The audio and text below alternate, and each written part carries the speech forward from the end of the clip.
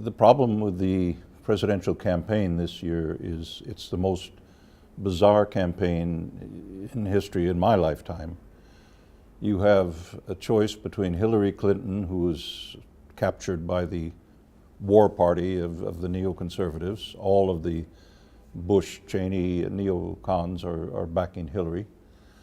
And you have Donald Trump, who is simply a complete unknown in terms of his politics, his experience, and so forth. And the vulgarity of the campaign so far, who has raped more women, Bill Clinton or Donald Trump or whatever, is just bringing things down to a new low. The media, the mainstream media in America, is rigged in favor of Hillary Clinton's campaign. The moderators on these debates have fed the Clinton campaign the questions before they're even asked.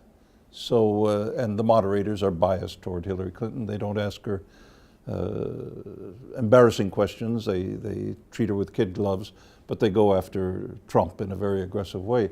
So what can come from the third debate, I imagine most Americans have made up their mind, but they have made up their minds under the box, none of the above at this point. It's really, really bizarre.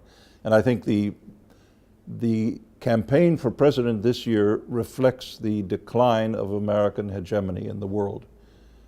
The model that was created after Bretton Woods in 1944 in New Hampshire is bankrupt. The banks of Wall Street have bankrupted America. They've offshored, they've outsourced, they've taken industry out of the United States. The infrastructure is completely rotted in all parts of the nation. We need an estimated $3.5 trillion of investment in the next 6 years, or 4 years rather, to bring the economy into a functioning efficiency. And it's not being done. Instead, we're spending hundreds of billions of dollars on wars everywhere in the world to try to hold on to that hegemony for the American oligarchy, if you want to call it that.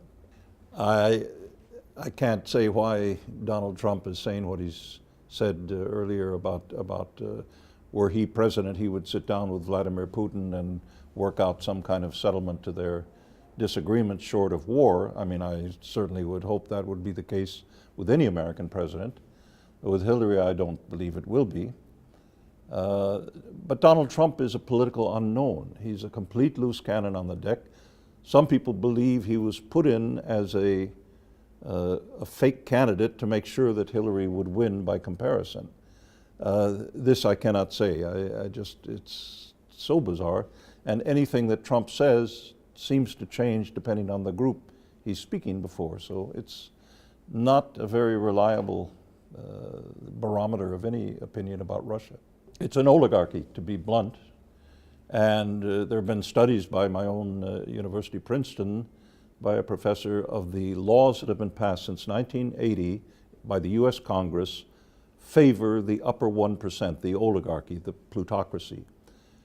And it's no longer a democracy. The elections are rigged. The electronic voting machines can be programmed, the software to give 13 votes to Hillary and a half a vote to Trump, as one example. It's really any semblance of democracy that used to be there up until the 1970s and the McGovern campaign, that's gone. The trade union base of the Democratic Party has been more or less obliterated by deregulation since Reagan's time. And the result is you don't have the voice of American people being represented through the election process. You have key states and things like you had in the George W. Bush election in Florida, with the famous hanging chads on the voting machines, determined the whole national election by a few tens of thousands of votes. So it's a very, very dishonest system at this point. For anyone in Washington to point their finger at any country in the world and say, you're violating human rights, you're violating democratic principles, is a complete hypocrisy, because the big violator right now in the world sits in Washington. Well, anybody who doesn't agree As George W. Bush said, either you're with us or you're against us. This black-white, view of the world is the most aggressive posture imaginable, and it's causing wars everywhere. It's causing instability, and the Clinton policies when she was Secretary of State, she was put in charge of the Arab Spring destabilizations of Mubarak, of the president of Tunisia, Ben Ali, and the president and also of Libya, Gaddafi. She laughed hysterically when she got the report that Gaddafi had been murdered. So these are not very nice people. The machine that's behind the Clinton family, it's also the same machine that's behind the Bush family, interesting enough. Father Bush and Bill Clinton were friends long before the 1992 election that Clinton won, and they remain very close. So it's a machine. It's a political, if you will, kind of a mafia.